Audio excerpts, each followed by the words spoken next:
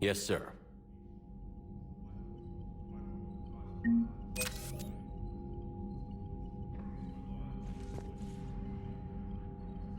There we go. Tuchanka Turian platoon done. Tuchanka bomb done. Awesome. Cool. Alright, let's see. Let's do some talking to people before we wrap up for today. Turian Blackwatch. A team of exceptionally skilled special ops soldiers, Blackwatch. Take that, Overwatch. It's all about Blackwatch. Is sent on missions that threaten the safety of Palaven itself. It was pulled from the homeworld by order of Primarch Adrian Victus, who wanted to mobilize this elite force in less hopeless situations across the galaxy. The majority of Blackwatch's operations are classified, although it's generally accepted that they have the highest success rate of any Turian unit in history. There are rumors that Saren Arturius was part of Blackwatch before becoming a Spectre. Ooh. Although given his youth when he joined the Turian army, it seems highly unlikely. Cool, man. So what happens if you fail this bomb mission? Let's see what the wiki has to say about this. Of course, I'll read it out if it's not spoilery or whatever. Also vacuuming? Yep. God dang it.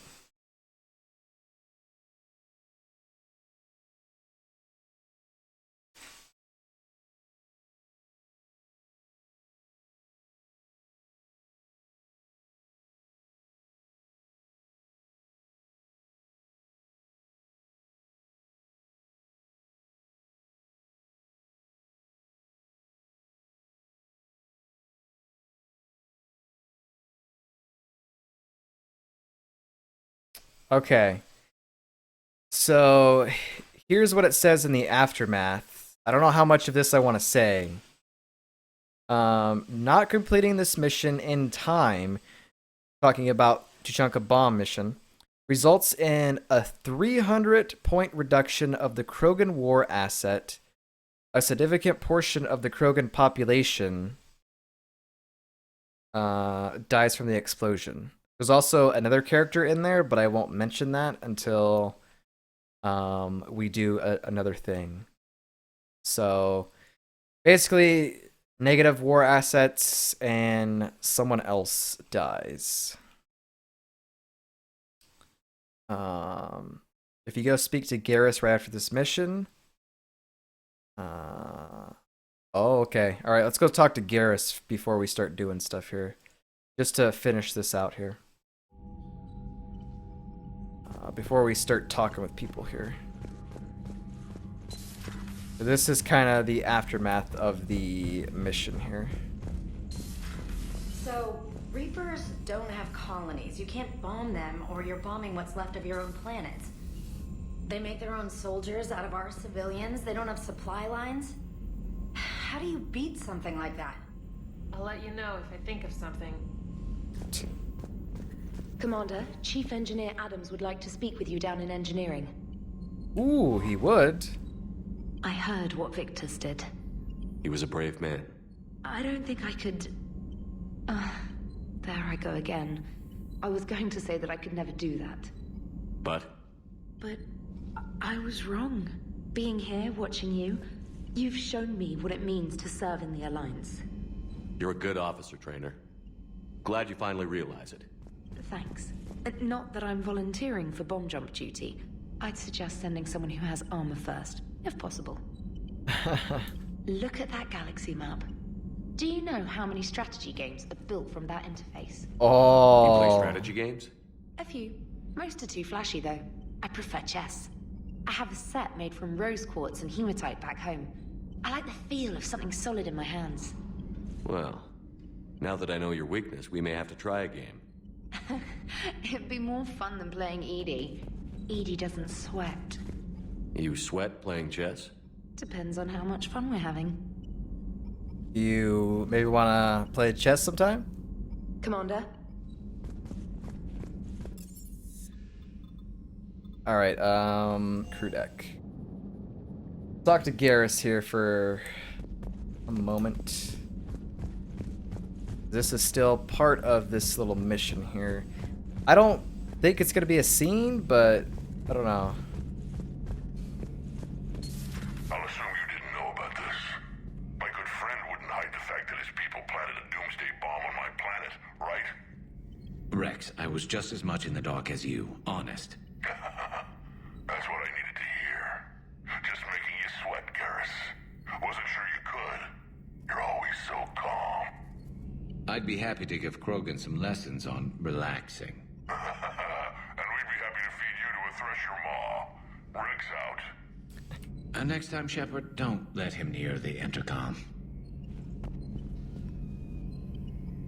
Double Jameson says, "Are you role-playing as the thirstiest man in the galaxy?" I know I do. Oh, snap. I mean, I try to. I don't know what Turian came up with the idea, but a doomsday bomb was damned ingenious. Embarrassing now, but ingenious back then. For sure. I'm glad Rex is taking this so well. My people haven't exactly treated his kind with charity over the years. Another time, maybe. Yes, Garrus. Alright, so that was one of the things that was mentioned in the thingamabob thing. Roberto says, "I'm sure Shep would like to play with her chess." Oh. There it is. Say that again? The population of the colony world of Tyvor has been killed. Say that again, I Rowingtons. don't understand. The Reapers have been taking people alive. It was self-inflicted. When Reaper forces invaded, Tyvor's colonists detonated nuclear weapons inside their cities. Goddess. Their deaths would have been instantaneous, Doctor. Thank you, Glyph. That'll be all. Cliff, stop it. You're getting too graphic. Stop it. Please. Busy? I have time if you'd like to talk. In fact, I could use the distraction. What's on your mind? How long it took the Reapers to eradicate the Protheans, and how long they'll need for us. It took them centuries to conquer the Protheans. We're not quite so widespread, but it would still take at least 100 years. It's selfish, He but sits down. I keep thinking that if we fail... I'm only 109, Shepard. I could live to see the entire cycle come to an end. Gee, 109? That young? Only 109, huh? I know, it must seem strange to complain about a 1,000-year lifespan. I used to think it was sad that most aliens live such short lives. Maybe it's not such a privilege to outlive so many. To witness so much death. Reverted says, "I said Tally is one true love, Liara. The war is not over." Don't drive yourself crazy about this, Liara. We're still in the fight. Only because you're still driving it forward. We finally have other leaders on our side, but none will take us as far as you can. Sometimes I wonder how you do it. Oh, we're getting a little cheesy up in here. That's not what he's going to say. He's going to say it in a different way that probably doesn't sound as bad. But there's going to be some cheese on this. It's all for you, of course. Every time the world's about to end, I think about how mad you'd get if I didn't stop it. I don't know if I could do this without you.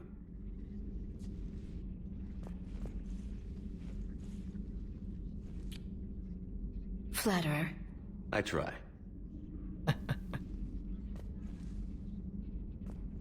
I'll see you soon, Shepard. Nice. Working on anything? I'm helping decode some of the Crucible's designs, or trying to. Theoretical particle physics based on specialized base 12 mathematics aren't exactly my specialty. And Javik is his usual forthcoming self. I'd trade my last 100 years to resurrect even one Prothean scientist to help us. I've never seen Krogan move with such purpose. It's a little terrifying. It's good to see you. It's good to see you. Nothing new on the terminal stuff here. All right. Dr. Tassoni found useful information in the data you recovered, Commander. Oh, well, good. All right, I guess we'll take a quick check in the med bay and then just finish up the crew deck. And then maybe we'll do a codex or two, and then that'll probably do it. Doctor, I'd like to hear the song. Uh-oh. Again? Trying to calculate amino acid decay rate. Please sing for You us. said you would once the tests were done. Please sing, Morton. It was worth it. Oh, better to die to a thresher maw with shotgun blasting, roaring raw than to play ambassadorial games with the blood of Shiagar in her veins. Off to fight since Turians can't, with diplomats instead of a Krant, but she'll be true to Tuchanka's dream and live and die a Krogan queen. For she is the Krogan queen, hurrah, hurrah for the Krogan queen, and it is a glorious thing to be the Krogan queen. Still prefer patter songs? Of course. I really had to twist your arm. That was a great song. I want to just hear Morden sing. Like, is there... Can we make him go to, like, the Citadel or something, and then it's like, Morden Solis. Tonight only. Singing many songs. Down for that. Shepard, Eve ready for travel to Tuchanka. Okay, so they don't say anything Nice new. talking with you, Morden. We'll be here if you need me. Continuing to study Shroud in meantime. I guess we'll see if she has anything new to say. Oh! It's my Oh no, we did it again. It's my pleasure.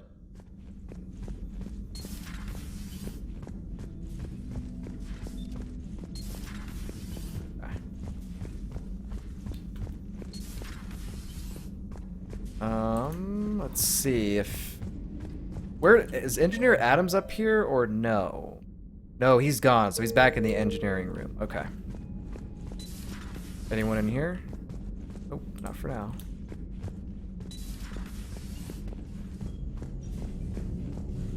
Commander.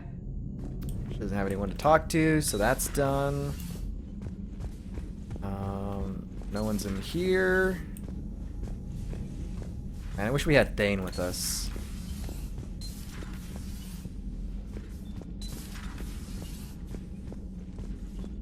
Okay. Alright, so this deck is cleared.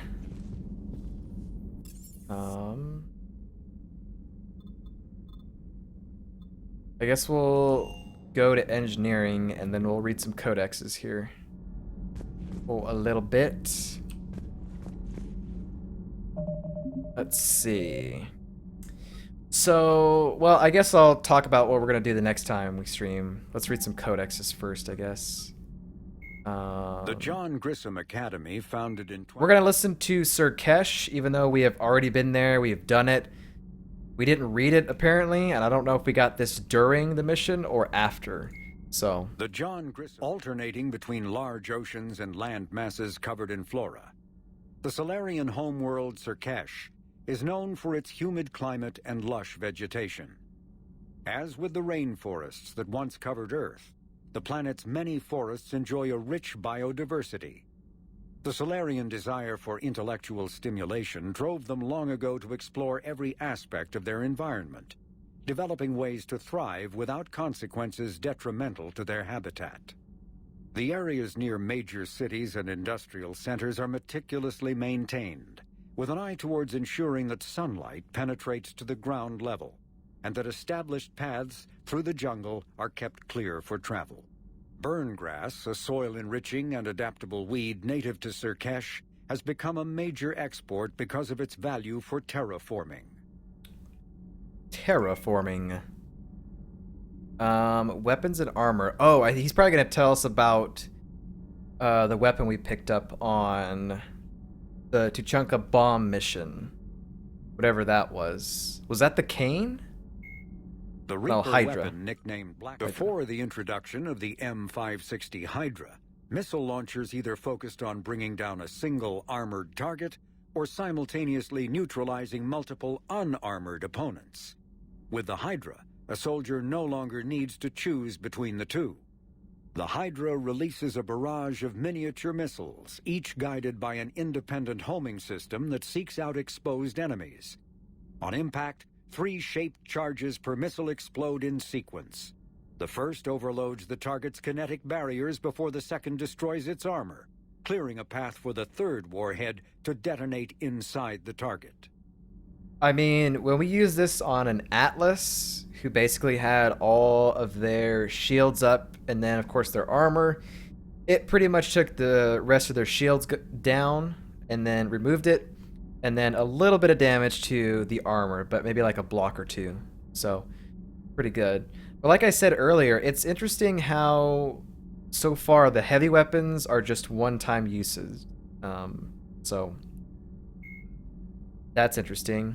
Now, the Reapers, I think these are all the different enemies. So, remember how I was asking about the Marauder? The Reaper, called Harbinger, is believed to be the oldest and largest in the Reaper Armada. From the reaches of dark Reaper space, variants. Harbinger managed to control. The Citadel races have classified the known variants of Reapers into 4 types. Capital ships are Sovereign-class Reapers 2 kilometers in length. They typically target the dreadnoughts, defense installations, and industrial cities of organic civilizations. Experts believe the Reapers harvest a single species of organics during each cycle of extinction to create these massive ships. Some capital ships are capable of launching small drones equivalent to fighters. Destroyers. Destroyers are 160 meters long and, in astounding numbers, make up the bulk of the Reaper fleet. They engage cruisers and other smaller ships, as well as communications posts and enemy command centers. Research suggests destroyers are created from those species that are not harvested to make capital ships. Troop transports carry husks to unconquered planets and bring victims of the harvest to Reaper processing centers. They vary in length from 200 meters to 1 kilometer, but unlike capital ships and destroyers, do not appear to be self-aware. Instead, other Reapers operate troop transports remotely. Processors, also called slaughter ships, are mobile centers for mass DNA harvesting. Like troop transports, processors appear to be remotely operated by sapient Reapers. So, processors, troop transports, destroyers, and capital ships. The 4 variants of the Reapers. Pretty good. All right, now I want to do Cannibal and then Harvester, and then we'll wrap up. But I want to see how long these are. These might just be a paragraph or so, but I don't know. Let's see. Cannibals are frontline Reaper units created from corrupted Batarians. The nickname refers to their propensity to devour the bodies of fallen comrades. This triggers a biochemical process through which the cannibals spontaneously heal themselves and grow new chitinous armor. The transformation also appears to give cannibals a greater awareness of their surroundings, leading to more strategic behavior and careful use of battlefield cover. So that's what they look like, Batarian. That's kind of cool. Man, I feel like we should have been reading these from the beginning. Well, tell me about Harvesters. The sight of a Reaper harvester in flight nearby is one of the first indications that a Reaper invasion is underway. Their massive wingspan allows them to quickly cover the distance between them and their prey. In the harvester's mouth are 2 heavy guns that fire in an alternating pattern. The harvester's most fearsome quality, however, is that its appearance guarantees that Reaper ground troops are not far behind.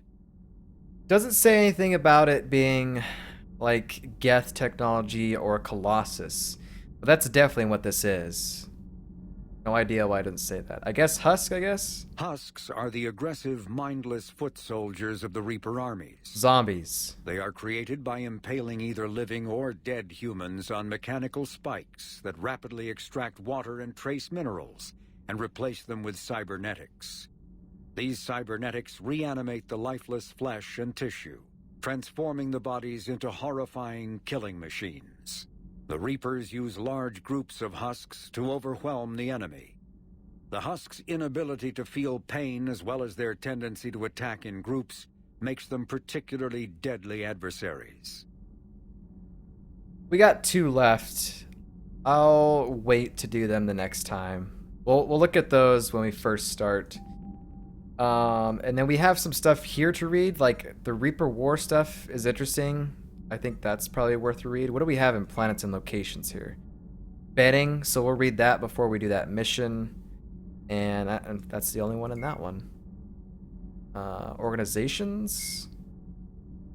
Just the different type of classes for the Cerberus and even mercenaries. So we'll read some of those.